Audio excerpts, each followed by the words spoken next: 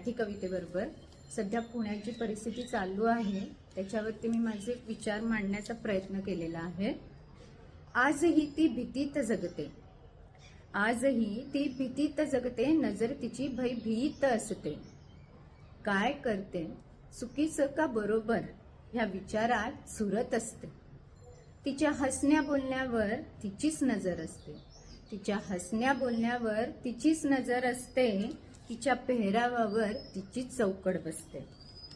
जगात वावरताना सतत विचार करते, जगात वावरताना सतत विचार करते, माझं काय चुकतंय म्हणून मला ही भीती बाळगावी लागते। हे विश्व माझं मोकळं आकाश का बनू शकत नाही, हे विश्व माझं मोकळं आकाश का बनू शकत नाही, चार भिंतींपलीकडे मी का जगू शकत नाही।